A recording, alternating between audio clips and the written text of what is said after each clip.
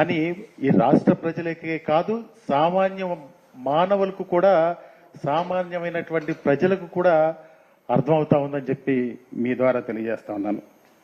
నిజంగా ఈ ప్రభుత్వం ప్రమేయం లేకుండా ఈ సంఘటన జరుగుద్దా? ఎందుకంటే అంత బిజీ ప్రాంతంలో, బందర్ రోడ్లో, ఆ పెద్ద స్వరాజ్య మైదానంలో ఈ ప్రభుత్వం యొక్క పాత్ర లేకుండా ఈ దాడి జరుగుద్దా అని చెప్పి నేను మీ ద్వారా అడుగుతా ఉన్నా. రాష్ట్ర ప్రభుత్వం వైఖరి ఏ విధంగా ఉందంటే ద్వంద్వ వైఖరి కూడా కాదు, గంటకి ఒక మాట చెప్తా ఉన్నారు. ఏ విధంగా చెప్తా ఉన్నారంటే, ఒకసారి చెప్తారు జగన్ గారంటే పడని దళితులు చేశారని చెప్పి చెప్తారు. జగన్ గారంటే పడని దళితులు ఎవరు ఈ రాష్ట్రంలో లేరని చెప్పి ఈ సందర్భంగా మీ ద్వారా తెలియజేసుకుంటా ఉన్నాం. అదేవిధంగా ఏపీఐఏసీ నుంచి ఇంజనీర్లు వచ్చి చేశారని ఒకసారి చెప్తారు. ఒకసారి వాళ్ళ ఇష్టం, ప్రభుత్వానికి ఏం తోస్తే ఆ విషయాలన్నీ కూడా చెప్పే పరిస్థితులన్నీ కనపడతా ఉన్నాయి. ఎవరో చీకట్లో అగంతకులు వచ్చి చేశారని చెప్పి చెప్తారు. అగంతకులు వచ్చినా, ఏపీఐసి నుంచి ఇంజనీర్లు వచ్చినా, జగన్ గారంటే మీరు అన్నట్టు జగన్ గారంటే పడని దళితులు వచ్చి చేసినా గానీ ఈ రాష్ట్ర ప్రభుత్వానికి ఎవరు ప్రపంచ నిర్మాత డాక్టర్ బిఆర్ అంబేద్కర్ గారి మీద ఎవరు దాడి చేశారు అనేది తేల్చాల్సిన అవసరం ఈ ప్రభుత్వానికి ఉందని చెప్పి మీ ద్వారా నేను అడుగుతా ఉన్నాం. ఎందుకంటే ఎక్కడో మూలం లేదు, ఎక్కడో అనకాపల్లి పక్కన చిన్న పల్లెటూరులోనో, లేకపోతే ఇటు రాయలసీమలో చిన్న పల్లెటూరులోనో ఎక్కడ అంబేద్కర్ శృతివనం లేదు. ఈ విజయవాడ నడిబొడ్డున, అంటే ఒక పక్కన రాజ్యాంగాన్ని పరిరక్షించే గవర్నర్ గారి బంగ్లా ఉంది, ఓ పక్కన కలెక్టర్ గారి కార్యాలయం ఉంది, ఓ పక్కన కోతవేటు దూరంలో పోలీస్ కమిషనర్ ఆఫీస్ ఉంది. అంటే వీటిలన్నిటి మధ్యన ఉన్నటువంటి రాజ్యాంగ నిర్మాత డాక్టర్ బిఆర్ అంబేద్కర్ గారి స్మృతివనానికి రక్షణ లేదంటే ఈ రాష్ట్రంలో ప్రభుత్వం ఏ విధంగా చేస్తా ఉన్నారో మనందరికీ అర్థమవుతా ఉంది.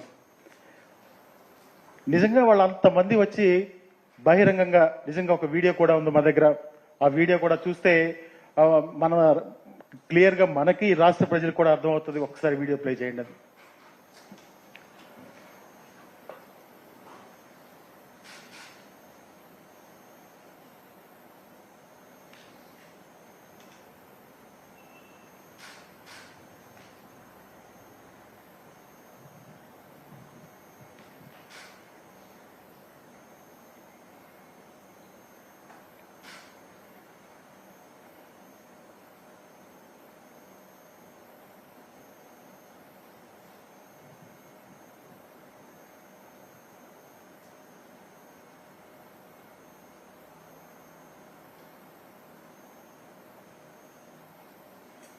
నిజంగా వాళ్ళంతమంది వచ్చి విధ్వంసం చేస్తా ఉంటే మరి ఎవరు చూడలేదా, లేకపోతే ఈ ప్రభుత్వానికి కనిపించట్లేదా, లేకపోతే ప్రభుత్వం ఏం చేస్తుందో ఒక్కసారి అందరూ కూడా ఆలోచించాల్సిన అవసరం ఉందని చెప్పి కూడా మనం చేస్తా ఉన్నా.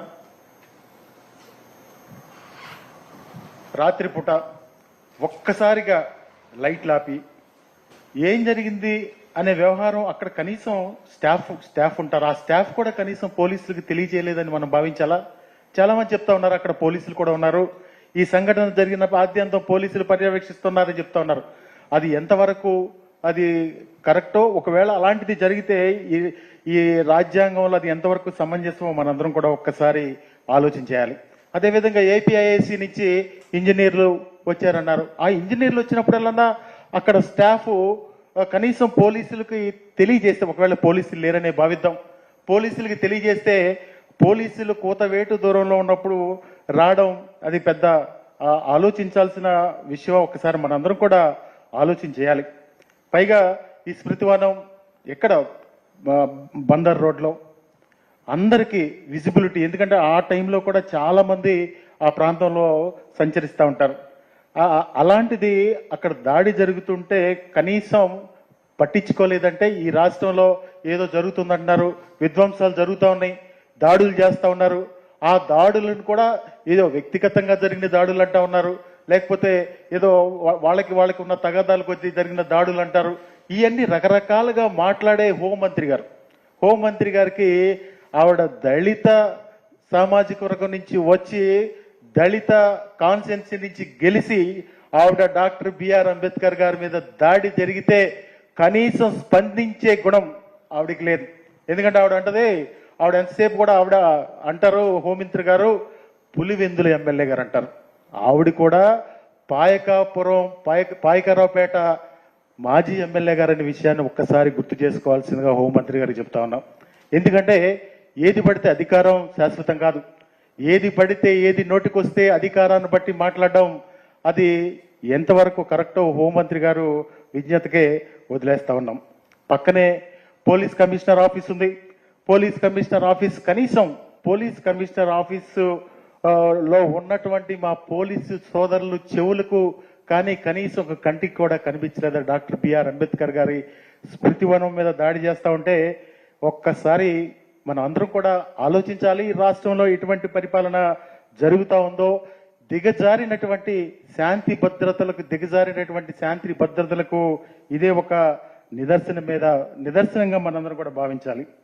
రాష్ట్రానికే తలమానికంగా ఉన్న అంబేద్కర్ మీద దాడిని వైఎస్ఆర్ కాంగ్రెస్ పార్టీ తరపున రాజ్యాంగ అభిమానులు ఈ రాష్ట్రంలో ప్రజలందరూ కూడా ఖండిస్తా ఉన్నారని చెప్పి కూడా ఈ సందర్భంగా మనం చేస్తా ఉన్నాం.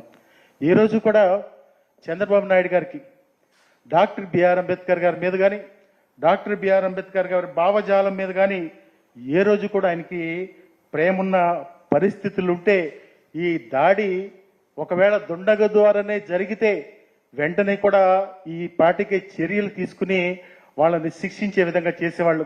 కానీ ఇది చూస్తా ఉంటే ఈ దాడంతా కూడా ఈ రాష్ట్ర ప్రభుత్వం వెనుకుండే జరిగిందని చెప్పి కూడా ఈ సందర్భంగా తెలియజేసుకుంటా ఉన్నాను.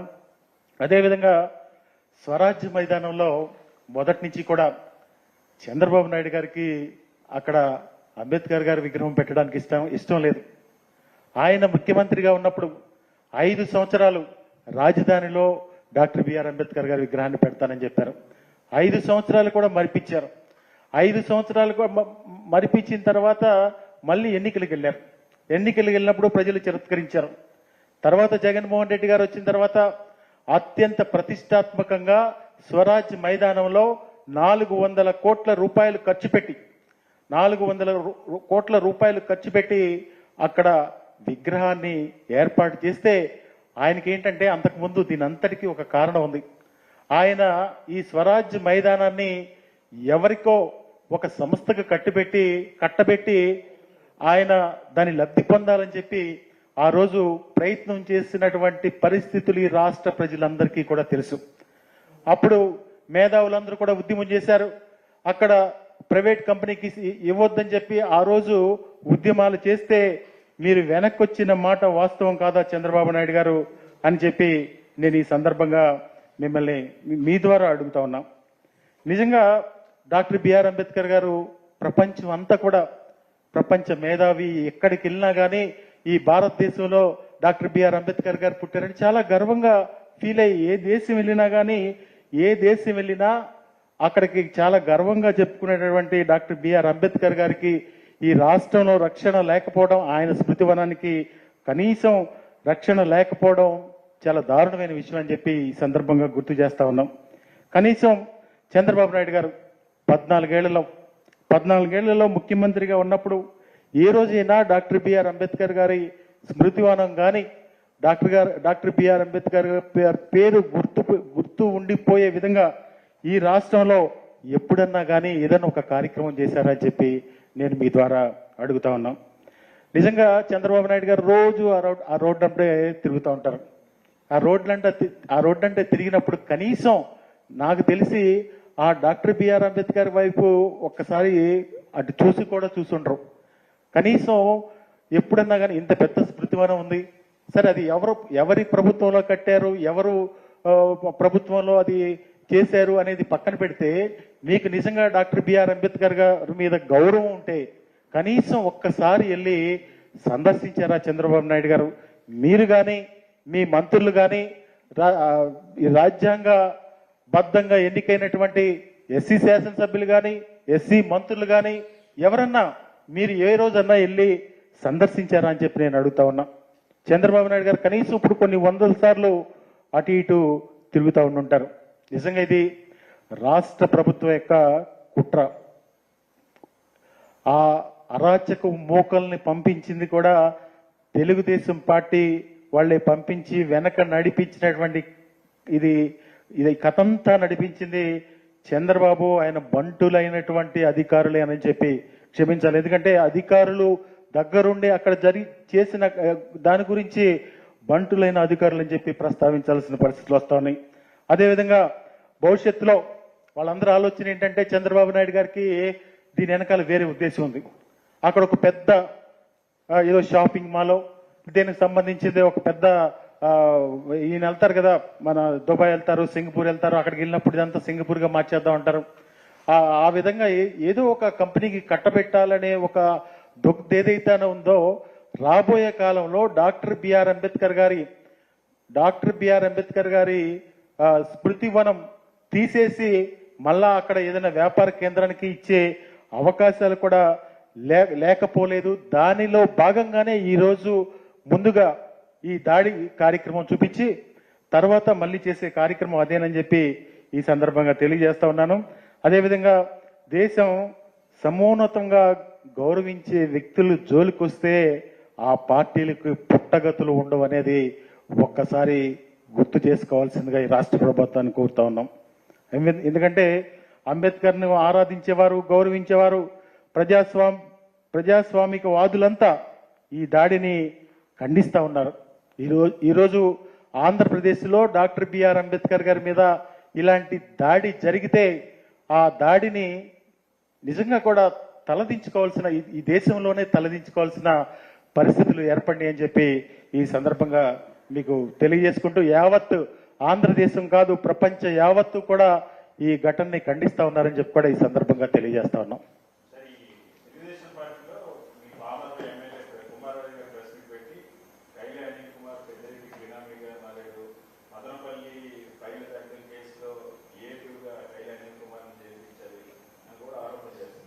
అంటే ఈ విషయాన్ని నేను కూడా ఇందాక టీవీలో చూశాను. మా పామరు ఎమ్మెల్యే నా మీదే గెలిచాడు, కానీ అతను ఎమ్మెల్యేగా గెలిచినట్టు కూడా ఇప్పటికి కూడా గెలిచానా లేదా అని ఆయన గిల్లుకుంటా చూసుకుంటా ఉన్నాడు. మా పామర్లో ఆయన అంటారు కుమార్ రాజా అని పిలవరు, కలెక్షన్ రాజా, పేకాట రాజా అని ఈ మధ్య కొత్తగా వచ్చిన కాడి నుంచి పేకాట రాజా అని పిలుస్తా ఉన్నారు.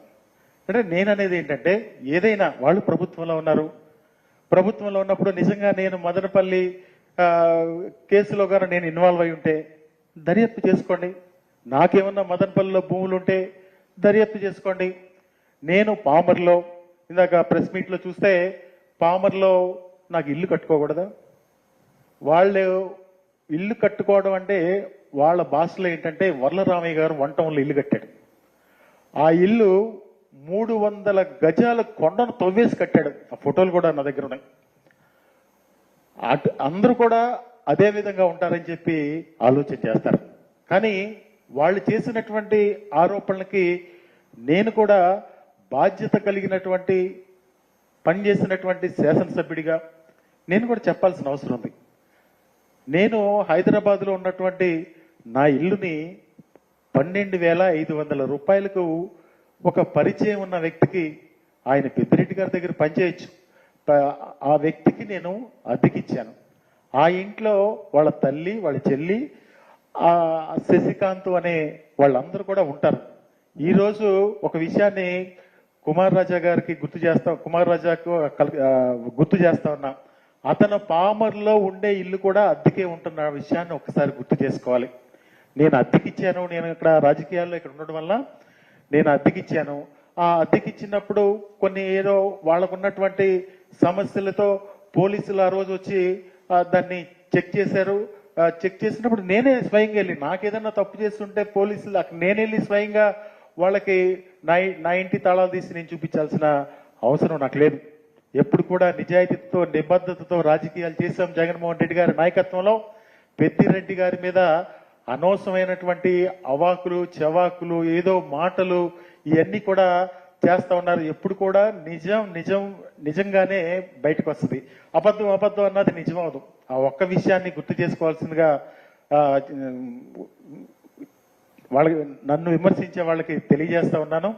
కుమార్ రాజా, నిన్ను పామరు నియోజకవర్గాల ప్రజలు ఎంతో గొప్పగా ఎన్నుకున్నారు. వాళ్ళ యొక్క నువ్వు చేసినటువంటి వాగ్దానాలు, నీ అవినీతి పక్కన పెట్టి ఆ వాగ్దానాలు తీర్చే కార్యక్రమం చేస్తే మేము చాలా సంతోషిస్తాం. కానీ ఈ విధంగా అవాకులు చెవాకులు పెలిసి ఇప్పటికే నీకు పామరు నియోజకవర్గ ప్రజలు నీ పేకాట్లో, నీ అవినీతి, నీ మట్టి, నీ ఇసుక, ఇప్పటికే నీ గురించి మాట్లాడుకునే విషయాలు. ఎందుకంటే 2 నెలల్లోనే ఏదో చేసేస్తారని నేను కూడా భావించను. ఇంకా టైం ఉంది. 6 నెలల్లో తర్వాత నువ్వు ఇచ్చినటువంటి వాగ్దానాలు, నువ్వు చేసే కార్యక్రమాలన్నీ కూడా బయటికి తీసుకొచ్చే కార్యక్రమం జరుగుతుందని చెప్పి కూడా మనం చేస్తా ఉన్నాం. నాకు గనక మదనపల్లి సంఘటనలో ఎటువంటి పాత్ర ఉన్నా కానీ వాళ్ళు అధికారంలో ఉన్నారు. దేనికైనా, ఎటువంటి విచారణకైనా సిద్ధం. ఏదో నా భార్య పేరు మీద ఏదైనా పొలం కొనుక్కుని అది అమ్ముకుంటే కూడా వీళ్ళకే సమస్య వస్తుంది. నేనేది ఆ పొలం మదనపల్లిలో కాదు, మా ఊర్లో ఎన్నికల ముందు నేను అమ్ముకున్నాను ఆ పొలం. దయచేసి ఇదంతా కూడా ఏదో అబద్ధాన్ని నిజం అని చేయాలని చేస్తే అది ఎప్పటికీ కూడా నిజం కాదని చెప్పి ఈ సందర్భంగా తెలియజేస్తా ఉన్నాం.